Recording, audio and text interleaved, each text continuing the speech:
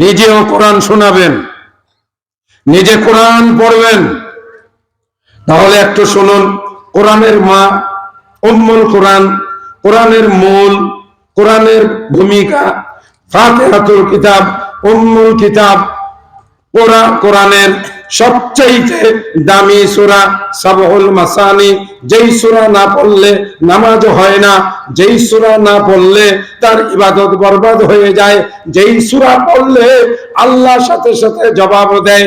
ভালো করে মনে রাখবেন, ঠান্ডা, সর্দি, জ্বর, কাশি অথবা বুকে ব্যথা, মাথা ব্যথা, কোমর ব্যথা, যত অসুখ হোক না কেন, এই সূরাটা হলো সূরাতুশ শিফা, চিকিৎসা, ঔষধ।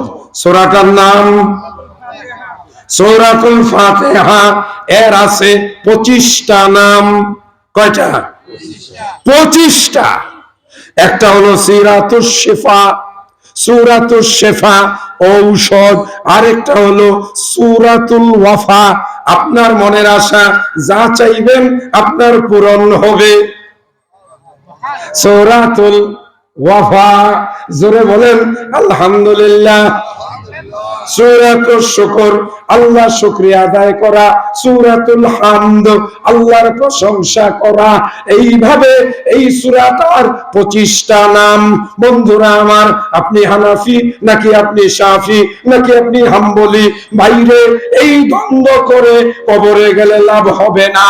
যে নামাজ পড়বেন, প্রত্যেক রাকাত নামাজে সূরা ফাতিহা পড়বেন। সূরা ফাতিহা না পড়লে নামাজ হয় না, নামাজ হবে না, নামাজ হবে না। জানাজার নামাজ, হানাফি ভাইরা কেউ যদি থেকে থাকেন, আমার একটা ছোট অনুরোধ, যেই মৌলভী জানাজার নামাজে সূরা ফাতিহা পড়ে, ওই মৌলভীকে দিয়ে জানাজার নামাজ পড়াবেন। সূরা ফাতিহা না পড়লে ওই জানাজা হয় না, হয় না, হয় না। কোটি কোটি মানুষের, হানাফি মাযহাবের লোকেরা জানাজা পড়ে, জানাজায় সূরা ফাতিহা পড়ে না। সূরা ফাতিহা ঔষধ। যাদের বাচ্চা কাচ্চা হয় না, সকালবেলায় সূরা ফাতিহা পড়ে পানিতে দম করে পানি পান করবেন। রাতের বেলায় সূরা ফাতিহা পড়ে পানি পান করে আল্লাহর কাছে দোয়া করবেন। সূরা ফাতিহা এগুলো সরাসরি বলতে হয় না, আমরা কানে কানে অনেক সময় আমাদের কাছে এসে যারা কেঁদে কেঁদে বলে, আমরা অন্য কিছু বলি না। আমাকে কেউ বললেন একটু পানিটা পড়ে দেন, আমরা কিন্তু অন্য কিছু পড়ি না, কুফরি কালাম পড়ি না, বানানো কোনো মন্ত্র পড়ি না। আজকে বলে গেলাম আমরা সূরা ফাতিহা পড়ে পানিতে ফু দিয়ে দেই। আমারই নিজের পরীক্ষিত আল্লাহর এক বান্দা বিশ্বাস করে আসলো, আমি তাকে আমার সামনে বসালাম, ওযু করালাম, আমি তাকে বললাম উপরের দিকে খেয়াল করো, আল্লাহর কাছে নিজের মনকে ছেড়ে দাও, আল্লাহর দরবারে চলে যাও, আল্লাহর কাছে বলো, আল্লাহ গো 6 বছর হয়ে গেছে আমার সন্তান হয় না, আমার বড় কষ্ট, আল্লাহ তুমি আমাকে সন্তান দাও, তুমি দেওয়ার মালিক। তুমি ইব্রাহিমকে 120 বছর বয়সে সন্তান দিয়েছো, তুমি জাকারিয়াকে 100 বছর বয়সে সন্তান দিয়েছো, আল্লাহ তুমি আমাকে সন্তান দাও।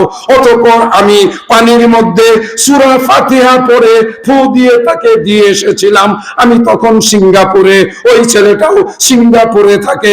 অতএব আরো 2 বছর পরে যখন আমি ফিরে গেলাম, ছোট ছেলে বাচ্চা নিয়ে আমার সামনে দৌড়ে এসে বলল, স্যার আপনার দেওয়া দোয়া এবং পানির বরকতে আল্লাহ আমাকে ছেলে সন্তান দিয়েছে।